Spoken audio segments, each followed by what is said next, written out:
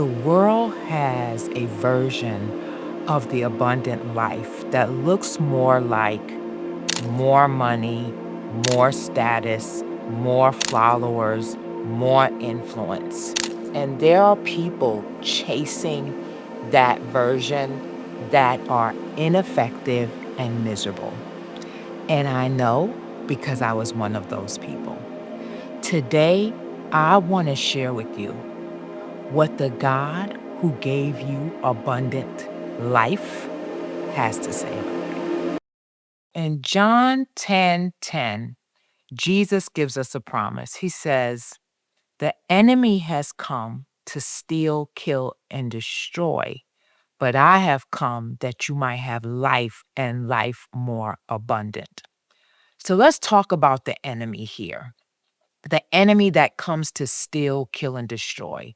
Because a lot of times we think of the enemy just as the devil and what the devil is doing. But what we have to begin to do is start looking at the tactics, the strategies of the enemy. And one of the key strategies of how he operates is by presenting you with a counterfeit. He loves to give us an alternative way of accomplishing what God has already given us, putting us in this mindset of performance when God has already given us abundant life by grace. And so we're in this performance culture. We're in a culture of hustle and grind and make it happen. And we think that this is the way to abundant life when it's really a distraction and it's really taking us off course instead of on course. It's a thought that more abundance equals more life. And that is not true because we have all that pertains unto life and godliness already. And so we have to begin to be wise and open our eyes to what the enemy is using to steal, kill, and destroy the very thing Jesus came to give us, and that's the abundant life. God came to give us life and life more abundant. But he has a framework for that. He has a framework by how we achieve and manifest and experience this life that he's given us. So, what does that look like? When you look in 3rd John chapter 1, verse 2, you'll see that it reads, I love this version in the Amplified because it really gives us a clear framework for how God intended for us to live life more abundant. It says in 3rd John 1 and 2 Amplified, Beloved, I pray that in every way you may succeed and prosper and be in good health physically, just as I know your soul prospers spiritually. That is so good. What we have to first and foremost understand is that abundance in the kingdom is in every way. Prosperity is in every way. When you look up the word wealth in the Old English, that word wealth was rooted in the word well, and it meant well being, it meant welfare, it meant wholeness. It did not just pertain to material gain and finances, but it pertained to a quality of life that included your spiritual, emotional, mental, communal, and financial well being. And that is what wealth, that is what abundance, that is what prosperity in the kingdom and what God has intended for you. That you what? Prosper in every way, in your health and your finances. But here is the key that we cannot miss. It says, even as your soul prospers.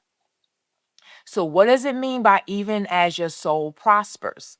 That means that It is in the soulish realm, your mind, will, and emotions that needs to prosper, that needs to thrive. That is the focal point for how you will prosper in your health and in your life, right? The world has us running after outward things, but the word tells us that it is the soul's prosperity that prospers your life. So you see how now the thief can steal because we're distracted by running after and pursuing and putting our time and energy in the thing that cannot prosper without our soul prospering.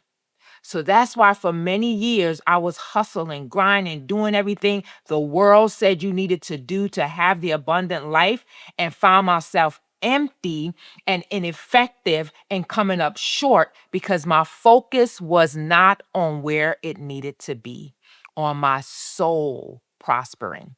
But here's another key in the amplified version that tells us, what does that look like? That looks like spiritually growing, prospering, developing, empowering myself. Because your soul does not prosper without spiritual growth and development. So now the world has us chasing outward gain when ultimately our gain is in developing who we are at the core, which is a spiritual being. So, this is what God really wants us to understand, that He has already given us abundance. What is abundance? What does it look like when it's truly manifested in our life? It's in every area. There's nothing missing, there's nothing lacking.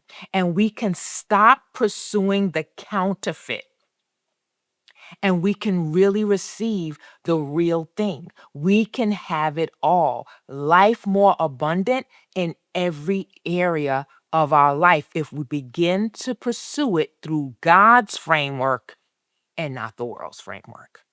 Counterfeit number one, the achievement abundance, right? This is the belief that enough success will eventually produce a full life. Not true. Been there, done that, have all the accolades for it, and it still did not produce the life I desired. Why? Because it was the wrong focus and I was not doing the work where it counts and where it multiplies in my soul spiritually. Counterfeit number two, emotional religion. OMG. The performance of faith without the transformation of faith. I'm going to say this one more again. The performance of faith instead of the transformation of faith. I can remember for so many years doing and performing, going to church, paying the tithes, doing all the things out of a performance mindset because I brought my worldly mentality of performance into my walk with Christ. So now I'm doing all these things, not to say these things are wrong, but the motivation, the reason why I was doing, my intention was to do these things in order to receive, not to do these things in order to be transformed, not doing these things so that I can be transformed by the renewing of my mind, not doing these things for what it would do to my soul's prosperity, but doing these things so that I could get what I wanted. Using the things of God as a form of control and witchcraft, as a magical solution. That's a counterfeit. Jesus didn't come to give us a religion. He came and gave us life. He gave us life more abundant, a quality of life, and access into relationship with the Father. He gave us back our true identity. And I don't have to perform to be who I already am. I can simply receive freely and be transformed. And counterfeit number three, selective wholeness. See, in the world, we don't really believe we can have it all. We believe it's okay to have wealth, to have material gain while our health is deteriorating, while our family and our relationships are deteriorating. We think that's all right. We think that's part of the hustle. That's part of the way, right? That it's okay if these other aspects of my life are going down the toilet as long as I got my bag in order, as long as I got the things, right? That I'm going, this is part of the sacrifice. No, my friend. God's intention is that you be whole. He said, by the stripes of Christ, we've been healed and made whole. That word whole means there's nothing missing and there's nothing lacking. And that is true abundance. It's holistic, it's complete. That means my health, my relationships, my money, my honey, all things, my community, all things are thriving, all things are prospering. And this is available to you. It belongs to you. You already have it, but we have to begin to apply God's framework for achieving these things.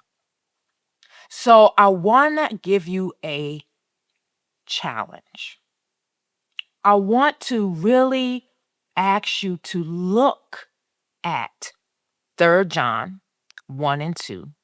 And I want you to ask yourself, how is my soul doing? How is your soul? How are you doing spiritually? I need you to take some time to ask that question. Because the abundant life is not a destination. You arrive after you've done more achievement, you've gained more accolades. It's a life you were created to live, and it is done intentionally in every dimension of your life. God created you to live this way. And it starts with that one honest question. Is my soul prospering? If you want to see the abundant life manifest for you, the life God intended for you, the life you desire, that you are dreaming about day in and day out while you're feeling incomplete and unfulfilled. If you want to change that and experience, step fully into the life of your dreams, a life you would love, then you're going to have to ask, is my soul well? Is my soul well? Not my calendar, not my money, not how much accolades I have. Is my soul well? And if you can start there, that is the foundation on which you build an abundant life. So, in my next video, I'm going to share with you what it costs me to really be able to transition from that place of worldly abundance and pursuits to stepping into the abundant life God created me to live. So, make sure you subscribe, make sure you stay tuned so that you can hear some of the things it's going to cost you to build this life. Thank you for joining me.